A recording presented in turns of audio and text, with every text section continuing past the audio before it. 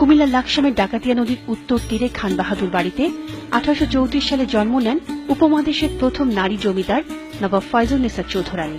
তার বাবা সৈয়দ আহমদ আলী চৌধুরী ও মা আরিফান্নেসা চৌধুরানী। 1 লাখ স্বর্ণমুদ্রা দেনমোহরে কাজী চৌধুরীর সঙ্গে 1860 সালে বিয়ে হয় ফয়জুন্নেসার। পরে দেনমোহরের পুরোটাই জনকল্যাণে দান করেন তিনি।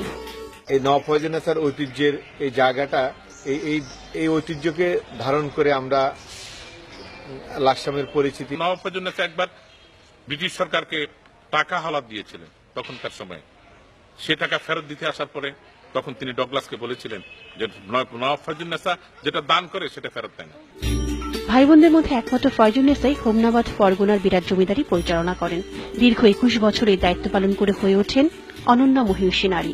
11টি কাচারির প্রত্যেকটিতে বিশুদ্ধ পানির জন্য পুকুর খনন ছাড়াও স্কুল, কলেজ ও মাদ্রাসা প্রতিষ্ঠা করেন তিনি।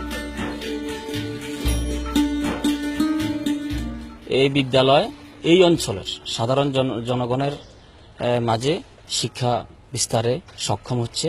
ফয়জুন্নেসা জনহিতকর কাজে মুগ্ধ হয়ে তাকে নবাব উপাধি দেন রানী ভিক্টোরিয়া। এত ব্যস্ততার মধ্যেও সাহিত্য সাধনা করতেন তিনি। 1876 সালে প্রকাশিত হয় তার প্রথম কাব্যগ্রন্থ রূপজালাল। নবাব ফয়জুন্নেসা চৌধুরী শুধু যে উপমহাদেশের একজন মহিলা নবাব তাই নন, উনি সবার কাছে একজন অত্যন্ত শ্রদ্ধেয়। 1891 সালে নিজের স্থাবর সম্পত্তি জনকল্যাণে ওয়াকফ করে দেন এই মহিষী নারী। 2004 সালে পান 21 পদক। আর 1903 সালে পৃথিবীর মায়া ছেড়ে চলে যান নবাব ফয়জুন্নেসা চৌধুরানী। মুশফিকা নাজনীন, 21 টেলিভিশন।